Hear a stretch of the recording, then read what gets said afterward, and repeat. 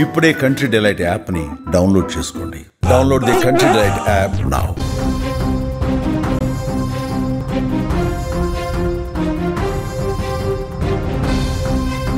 భారీ బ్లాస్టింగ్ పాకిస్తాన్ను మరోసారి భయాందోళనకు గురిచేసింది. పాకిస్తాన్లోని ఖైబర్ పఖ్తుంఖ్వా ప్రావిన్స్లోని ఉత్తర వజీరిస్తాన్ జిల్లాలో సైనిక కాన్వాయ్పై ఆత్మాహుతి బాంబర్ పేలడంతో 13 మంది సైనికులు అక్కడికక్కడే మృతి చెందినట్టు తెలుస్తోంది. ఈ ప్రమాదంలో మరో 10 మంది సైనికులు 19 మంది పౌరులు గాయపడినట్లు సమాచారం అందుతోంది.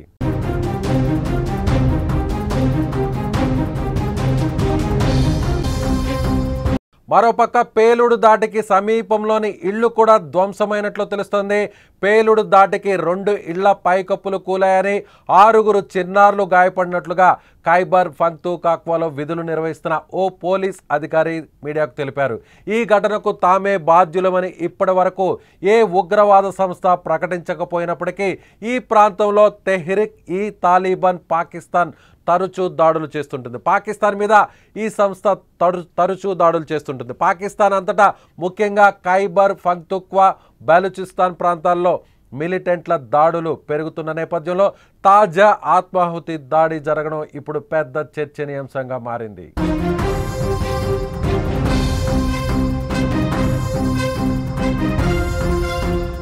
ఇదిలా ఉంటే ఈ ఏడాది మార్చిలో 10 మంది టీటీపీ మిలిటెంట్స్ను హతమార్చినట్లు పాకిస్తాన్ సైన్యం ప్రకటించింది.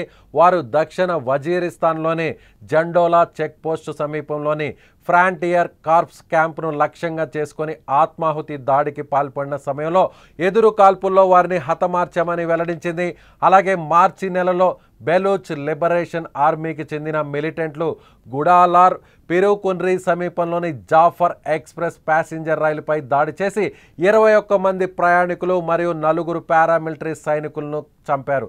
తాజాగా ఆ ఆత్మాహుతి బాంబర్ దాడితో పాక్ సైన్యం అప్రమత్తమైంది. ఇప్పటి వరకు ఆపరేషన్ సింధూర్ తర్వాత పాకిస్తాన్కు దెబ్బ మీద దెబ్బ తగులుతోంది.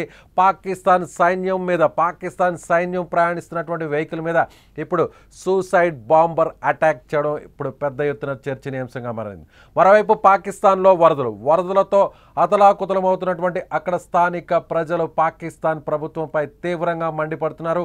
పాకిస్తాన్ ప్రభుత్వం ఎలాంటి సహాయక చర్యలు, ఎలాంటి ముందు జాగ్రత్త చర్యలు తీసుకోవట్లేదని, అందుకే వరదల్లో 100 మంది చిక్కుకుపోయారని పాకిస్తాన్ ప్రజల్లో అసహనం వ్యక్తమవుతుంది. మరోవైపు ఆపరేషన్ సింధూర్లో చావు దెబ్బ తగిలినటువంటి, అంటే కోలుకోలేని దెబ్బ తగిలినటువంటి పాకిస్తాన్కి ఇప్పుడు మరోసారి ఇంటర్నల్గా కూడా, సో అంతర్గతంగా కూడా అక్కడ ఉన్నటువంటి కొంతమంది మిలిటెంట్లు పాకిస్తాన్ సైనికుల మీద ఇప్పుడు దాడి చేయడం పెద్ద ఎత్తున చర్చనీయాంశంగా మారింది. సో ఇప్పుడు పాకిస్తాన్కి ఇది అవమానకరంగా మారిందా? సో పాకిస్తాన్ సైన్యం దీనికి ఎలాంటి సమాధానం చెప్తుంది? సో ఈ దాడికి పాల్పడింది ఎవరో మరికొన్ని గంటల్లో కూడా స్పష్టంగా సమాచారం వచ్చేటువంటి అవకాశం ఉంది.